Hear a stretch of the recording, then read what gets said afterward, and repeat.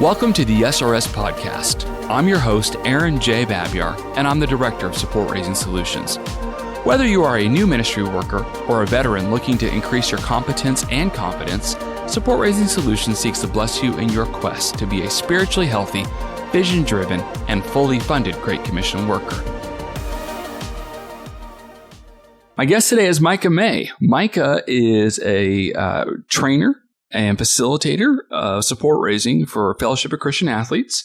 And also he's a good friend of mine, and he gets to help train some boot camps with me at our national public boot camps. And he's just a great guy that has a lot of wisdom. And Micah, I just wanted to invite you in again to be a guest on a podcast and let us hear some of the thought nuggets you have, because they always seem to be really, really helpful for people. So welcome, my friend. Thanks, brother. It's good to be here. Always loved this area of support raising because it made such an impact on my life. I was on staff for 3 years, just really struggling without any training, and then went to boot camp, and man, it was a game changer. So my passion comes from just my experience with and without having success at support raising. Yeah.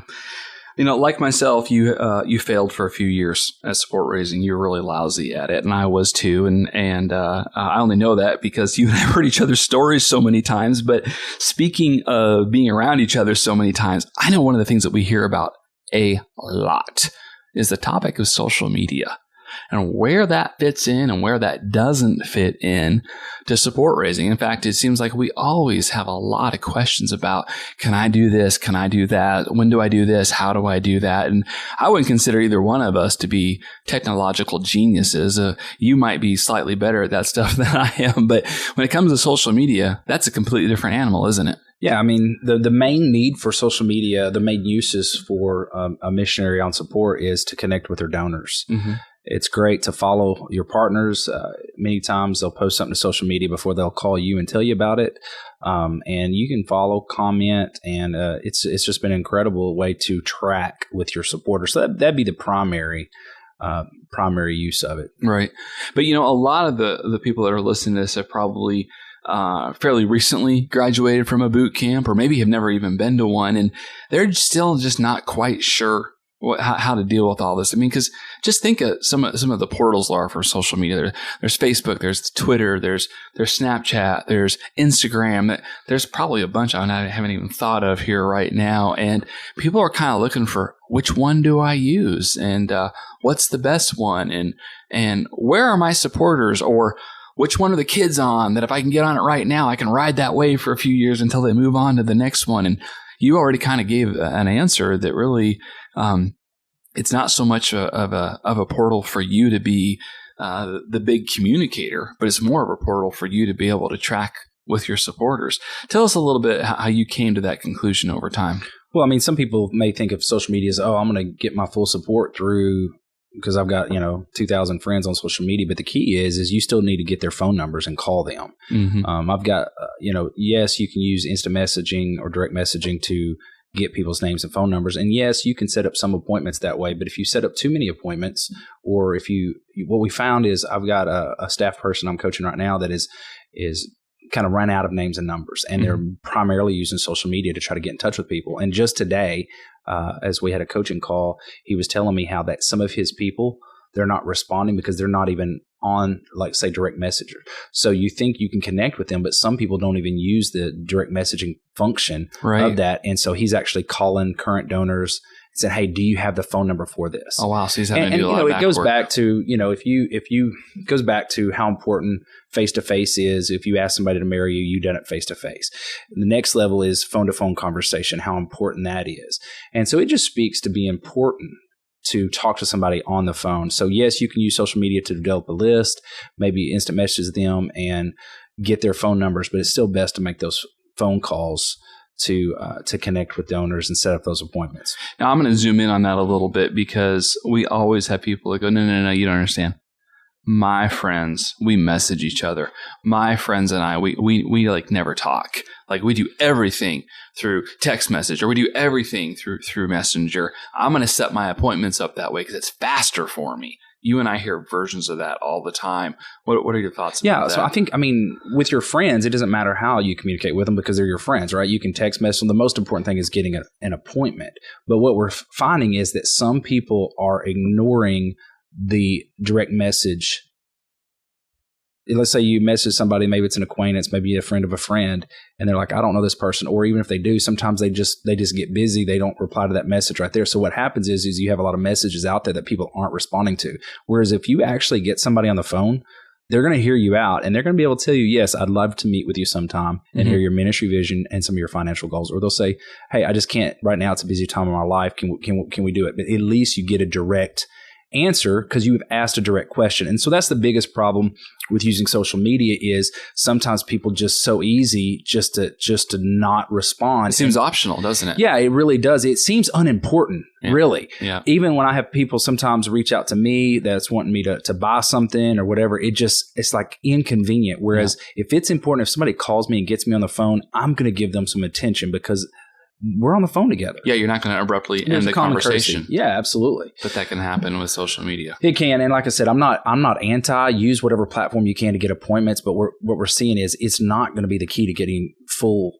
support by all these appointments. Right. If your best friend and that's the way you communicate, first of all, you're going to get an appointment with your best friend no matter which way you do it. Mm-hmm. So.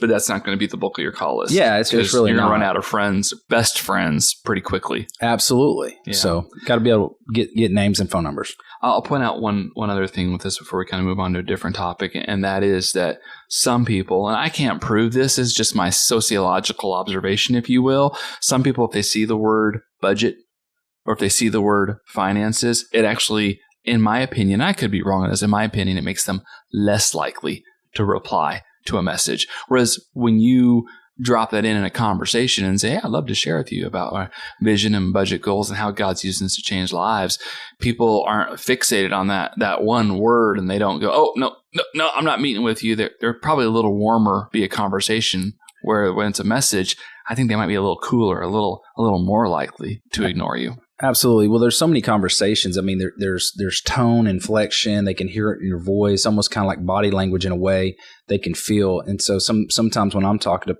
potential donors and ask them to sit down with me, I say, hey, I'd be honored to be able to share our ministry vision and financial goals. And it sounds different when you just text it. It's so cold. And so some people are using social media to text or direct message them, say, hey, I got someone to talk to you. I need to talk to you on the phone. Can I have your number? Here's my number. But either way, you keep the ball in your court. But that's probably the better way than just blanket trying to set up appointments through direct messaging. Great. Hey, I just want to take a few seconds to mention something. Outside of the Bible, the book I most frequently recommend to Great Commission-focused leaders is The God Ask by Steve Shadrach.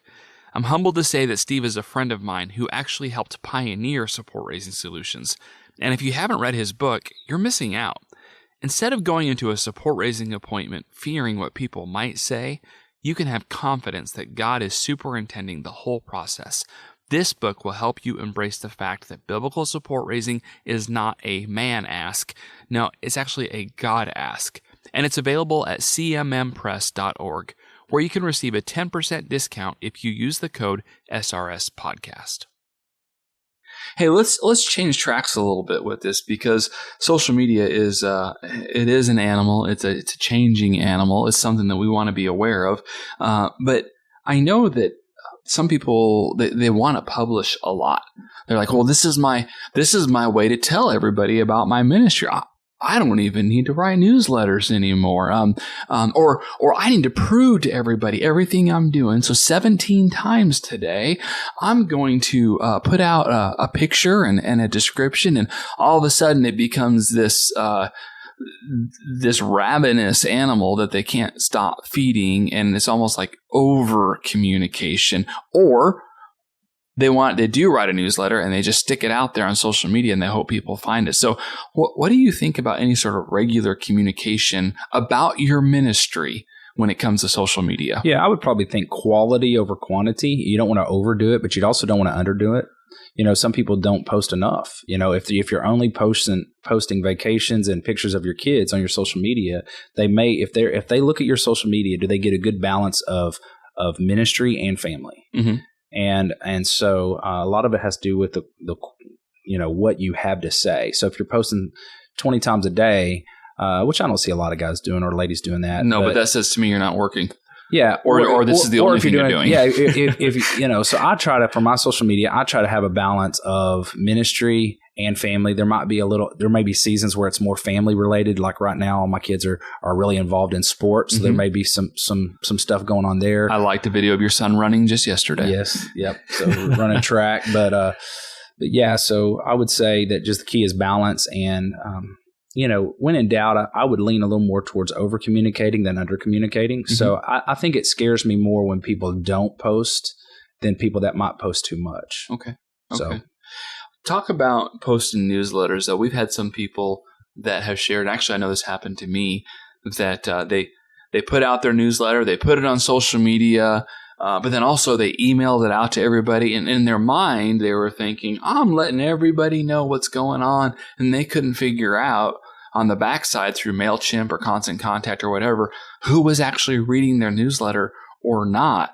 Why is that? Yeah. So what happens sometimes if you're using an email service like MailChimp or Constant Contact, they have some back-end reporting. You can actually go back in and see who clicked, who read your email and things like that. So what happened is sometimes people will post it simultaneously. They get it finished. Like I'm going to post it to social media and shoot the email out. Well, what I recommend is not posting to social media till 3 or 4 days after you have shot that email out, because what happens is some people will read that newsletter on social media, but you don't know that unless they comment or like. And so that way I would just stagger it a little bit, shoot the email out first or send that email out first. And then you can see who all has, viewed it or clicked on it, and then go ahead and post it to social media. Good words.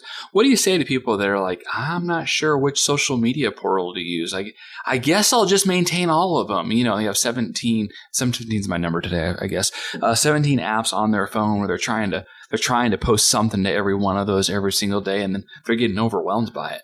Well, the question is it posting or are you viewing? You may have to be on different social media platforms to follow your supporters. So if you have a young family, they may be posting everything to Instagram. So you may have to go into Instagram if you're a Facebook guy or girl. So in some regards, you may have to have multiple platforms just to follow. But most people typically land on one. And then there's actually apps out there that can push your ministry updates to all the platforms so that you're actually posting on one and it goes over to Instagram, Facebook, Twitter, or whatever else. And so I'm not the expert on that, but I know there's some different apps and managers out there that can help with that. So I think you're just looking at two different tracks when you're talking about actually you posting and pushing things to multiple platforms, and or what is the platform that you're using to connect with your donors. And you may have to use multiple ones. I think most people typically fall into one that they prefer. Yeah. At this time that we're recording this, I would say that most of my supporters, not all of them, most of them are on Facebook. Maybe not all of them, but a good percentage of them.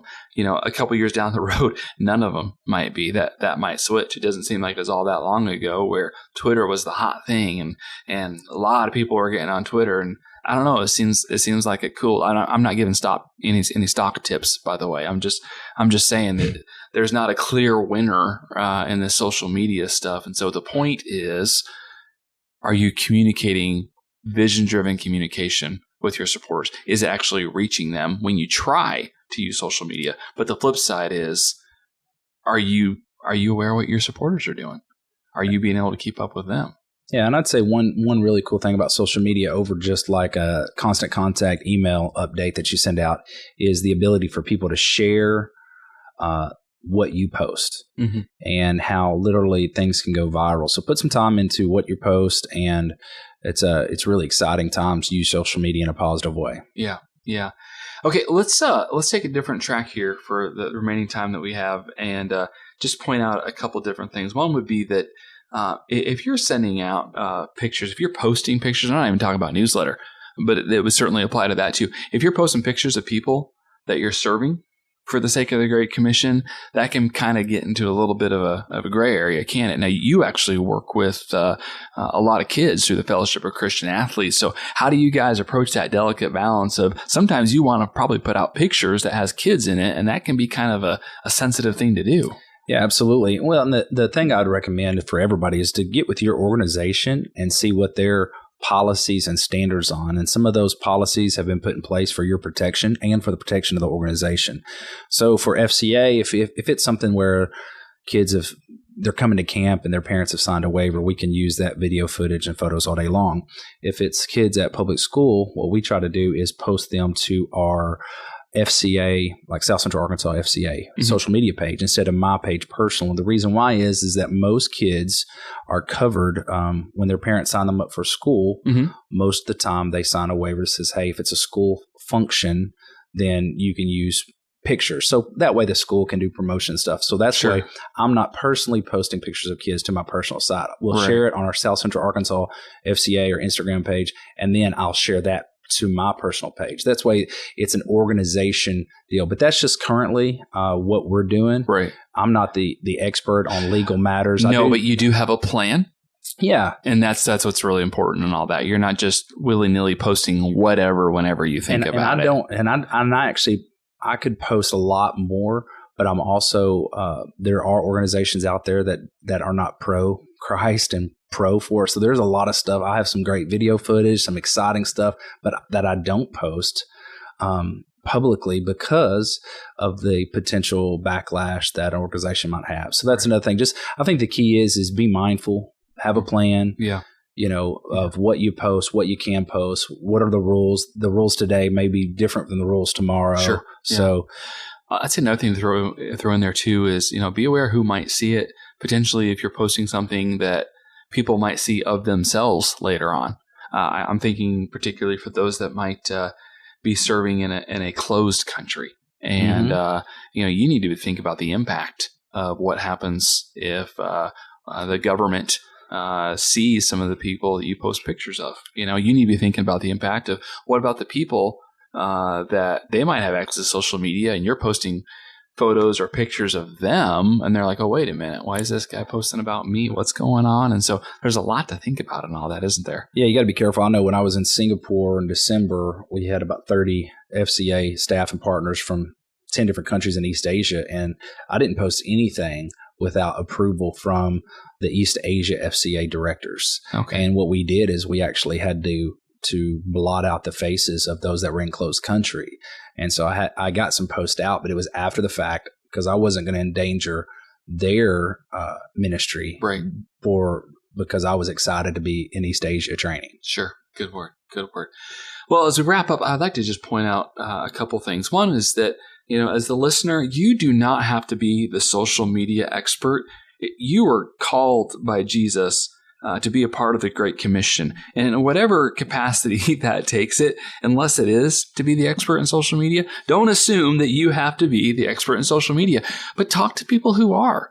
Find out what others are doing and learn from them. And don't feel like, oh no, I have to get this whole degree in social media and I need to spend 10 hours of my week every week just doing social media stuff. Don't let it become that big of a distraction. Put together a simple plan that allows you to clearly communicate your vision for ministry as you are going, but also that allows you to continue your relationship with the people that are praying for and financially supporting you. Having a good plan for something like that is really going to serve you well in the long haul instead of becoming a distraction because you're trying to know everything about the moving target that is social media. So, Micah, any final words, my friend? No, man, just thank you for having me on the podcast today. I always look forward to talking to ministry leaders about this, and absolutely love what we do. I'm glad you could be here and honored to do it with you. God bless. Thanks, brother. Thanks for joining us for this episode. We would love to hear your ideas for future content. Please visit supportraisengsolutions.org/feedback to share your thoughts and questions. Also, wherever you download your podcast from, be sure to subscribe for future episodes and come back each week to gain more insight into the process of building and maintaining your personal support team.